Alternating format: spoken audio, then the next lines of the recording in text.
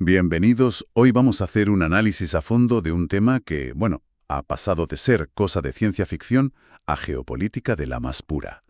El nuevo y yo diría que agresivo despertar de Europa en la carrera espacial. Totalmente. Y para entenderlo todo, nos vamos a basar en una entrevista muy reveladora con Joseph Aschbacher, que es el director general de la Agencia Espacial Europea, la ESA. Y quiero empezar con una frase suya que a mí, la verdad, me dejó pensando. A ver. No es la típica frase inspiradora sobre explorar las estrellas. No. Es una advertencia y muy cruda. Dice: quien controle el espacio, controlará el planeta Tierra. Uf. Nada menos. Y esa afirmación tan contundente creo que es la clave para entender absolutamente todo lo que está pasando ahora mismo. Es que esa frase lo cambia todo, de verdad. Destila una ansiedad, una urgencia, que es lo que se vive ahora en los despachos de la ESA y en las capitales europeas. Ya no hablamos de poner banderas en la luna por prestigio científico, ¿sabes? No, claro. Hablamos de poder, de seguridad, de supervivencia económica en este siglo. De hecho, internamente, el equipo de Aschbacher tiene un lema todavía más directo, casi brutal, que lo complementa a la perfección. ¿Ah, sí? Sí, dicen, o estás en la mesa o estás en el menú. Ostras. Y durante un tiempo, Europa ha tenido esa sensación tan incómoda de que le estaban empezando a repartir los cubiertos, pero no precisamente para comer. ¿Qué imagen más potente? O estás en la mesa o estás en el menú. Vale. Pues vamos a desgranar qué está haciendo Europa para asegurarse precisamente un sitio en esa mesa. Y lo primero que llama la atención, como casi siempre, es el dinero. El dinero. La ESA acaba de recibir un presupuesto histórico. Hablamos de 22.300 millones de euros para los próximos 3 años. ¿Una barbaridad? Pero aquí viene lo increíble de verdad. En un momento de recortes por toda Europa, los políticos no solo le han dado a la ESA lo que pedía, es que le han dado más de lo que pedía. Sí, es que eso es lo inaudito. El propio Aschbacher dice que es la primera vez que ocurre algo así. Esto no es solo una noticia, esto es una señal de pánico, no. Totalmente. Es una señal de que los líderes europeos por fin han despertado. Aschbacher lo explica muy bien. El por qué ahora tiene 2 respuestas, y ninguna de las 2 es, digamos, romántica. A ver. La primera es la dependencia absoluta que tenemos del espacio, sin ni siquiera darnos cuenta. Es el síndrome del no sabes lo que tienes hasta que lo pierdes. Ya. A ver, imagina un día sin GPS. Ni en Altoche, ni en los aviones. O sin previsiones del tiempo fiables. Sin transacciones bancarias seguras. Sin tele por satélite. ¿Sería? Un caos.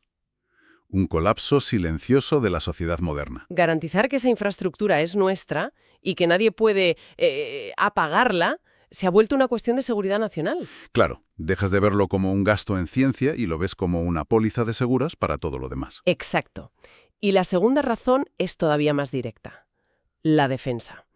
La idea del espacio como un santuario de paz, de colaboración, pues se ha evaporado. Ahora mismo es un dominio más de la competencia estratégica, como el mar o el ciberespacio. Sí, eso está claro. Hay satélites espía, hay armas antisatélite.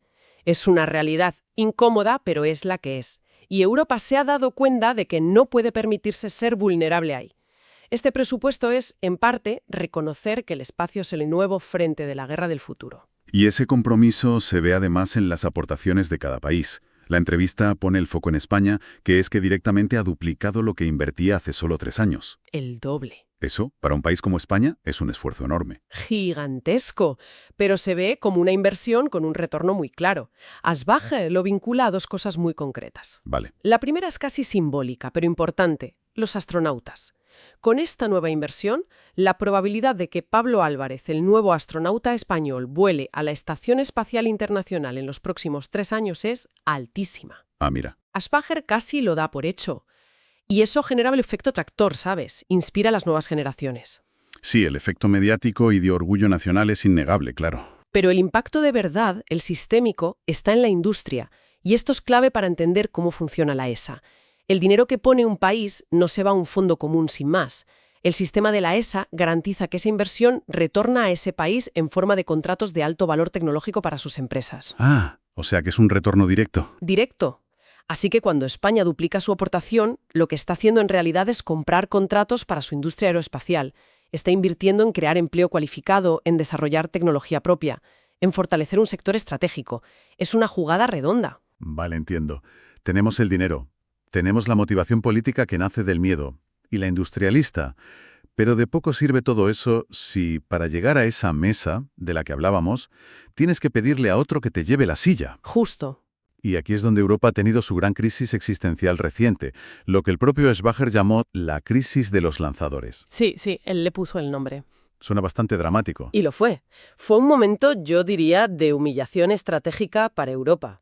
Por una concatenación de desastres, retrasos en el nuevo cohete Ariane 6, un fallo en el cohete italiano Vega C y la retirada del veterano Ariane 5, Europa se encontró de la noche a la mañana sin un solo vehículo capaz de poner nada en órbita. Cero. Una de las mayores potencias espaciales del mundo, con satélites de miles de millones de euros listos, se quedó en tierra. Es como si una gran potencia marítima se quedara de repente sin barcos. Una vulnerabilidad total. Peor aún, tuvieron que hacer la llamada de la vergüenza.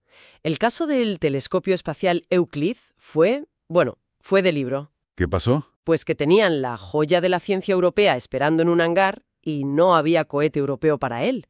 ¿Qué tuvieron que hacer? Contratar a su mayor competidor, a SpaceX. No me digas. Tuvieron que poner su satélite más preciado en la punta de un Falcon 9 de Elon Musk. Imagina la cara de los ingenieros y los políticos. Ese momento fue un electroshock. Fue la prueba palpable de que sin autonomía de acceso al espacio, sin tus propias llaves, no eres nadie. Estás completamente en el menú. Y entiendo que esa crisis ya está superada según la entrevista. Y de esa cicatriz nace la nueva estrategia. Esto no puede volver a pasar. Jamás.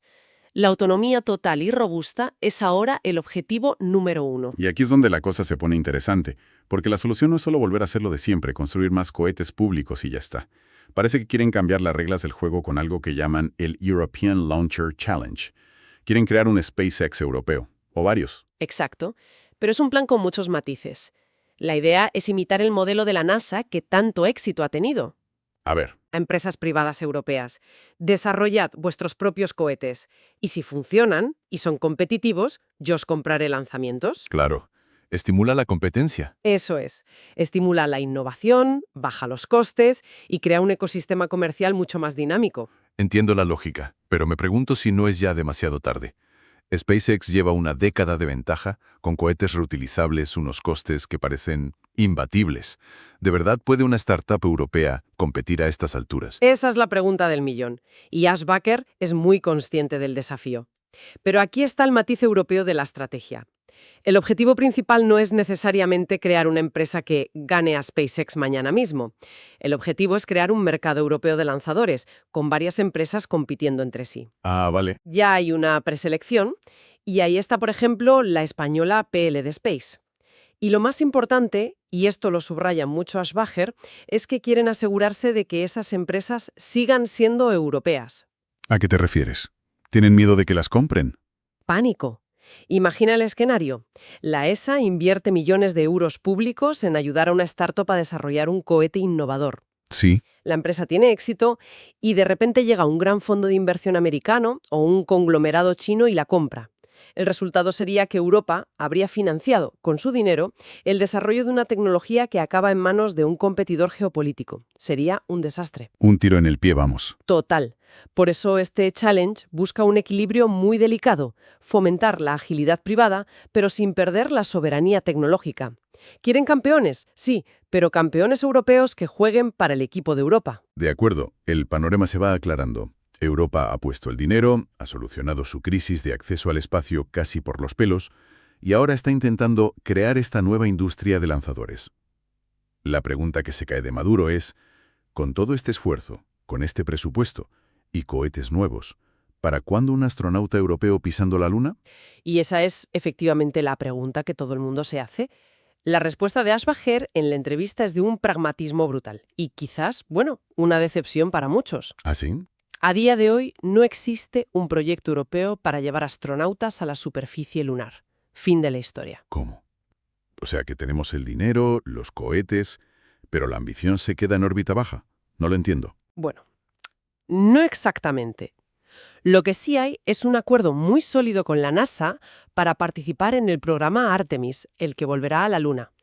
Gracias a que Europa ha construido partes vitales de la nave Orión, se ha ganado el derecho a 3 asientos en la futura estación lunar, la Gateway. Vale. Es decir, habrá astronautas europeos volando alrededor de la Luna. Pero esas misiones, a día de hoy, no incluyen bajar y pisar el polvo lunar. O sea, que volarán cerca, pero no aterrizarán. Se quedarán mirando por la ventanilla, por así decirlo. Exactamente. Y aquí es donde Ashbaker lanza un dardo directo a los políticos europeos. Su postura, y lo dice casi con estas palabras, es: la ESA está lista. La industria europea es capaz. Si los líderes políticos de Europa vienen y me dicen «queremos ver a un europeo o europea en la Luna», yo estaré encantado. Desarrollaré el programa y lo haremos. Vaya. Lo que está diciendo entre líneas es: la pelota está en vuestro tejado. Esto ya no es una decisión técnica, es una decisión de voluntad política y requiere financiación específica. Es un desafío en toda regla.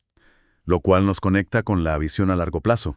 La entrevista termina hablando de la nueva estrategia de la ESA, con la vista puesta en 2040. Y aquí volvemos al principio de nuestra conversación.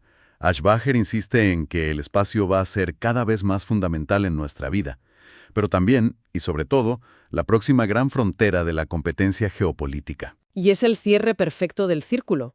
Ahora aquellas dos frases del inicio resuenan con una fuerza completamente distinta. Ya te digo. Cuando dice «quien controle el espacio controlará el planeta Tierra», ya no suena a hipérbole. Es un análisis estratégico frío, y cuando su equipo repite «o estás en la mesa o estás en el menú», es la constatación de que no hacer nada tiene un coste. Claro. Con Estados Unidos y China invirtiendo cifras astronómicas y nuevas potencias como la India llegando con una fuerza increíble, quedarse quieto no es una opción. Es decidir activamente que quieres que otros decidan por ti. Es elegir estar en el menú. Entonces, si tuviéramos que destilar las ideas clave, la primera sería que Europa está invirtiendo en el espacio como nunca. No por un sueño de exploración, sino por pura y dura necesidad, ¿no? Pura y dura, una mezcla de dependencia económica y miedo estratégico. La segunda idea clave es que la palabra mágica que lo define todo es autonomía. Exacto. Tener llaves propias para acceder al espacio se ha convertido en una obsesión, porque la crisis de los lanzadores les enseñó de la forma más dura lo que significa no tenerlas. Y por último, que Europa está empezando a pensar en el espacio no como un proyecto científico, sino como un tablero de ajedrez geopolítico a largo plazo. Y está moviendo sus piezas para como mínimo ser un jugador relevante. Precisamente, cada pieza que hemos analizado, el presupuesto récord, la solución a la crisis, el fomento de una industria privada pero soberana, incluso esa postura ambigua pero desafiante sobre la Luna, todo forma parte de la misma partida. El objetivo final es garantizar que en la mesa donde se decida el futuro del espacio, y por tanto el futuro en la Tierra, hay una silla con la bandera de Europa. Pues para terminar, me queda una reflexión que se desprende de todo lo que hemos hablado. La fuente nos deja claro que la capacidad técnica, la base industrial e incluso la financiación empiezan a estar alineadas en Europa para esta nueva era. Los ingredientes están ahí. Sí, parece que sí. Por lo tanto, la gran pregunta que queda en el aire ya no es si Europa puede tener un papel protagónico en esta nueva carrera. La verdadera cuestión es si sus líderes políticos tendrán la visión y, sobre todo, la unidad para decidir que lo tenga. Especialmente cuando hablamos de dar el siguiente gran salto, poner a una persona en la superficie de otro mundo. Esa decisión, por lo que parece, aún no se ha tomado.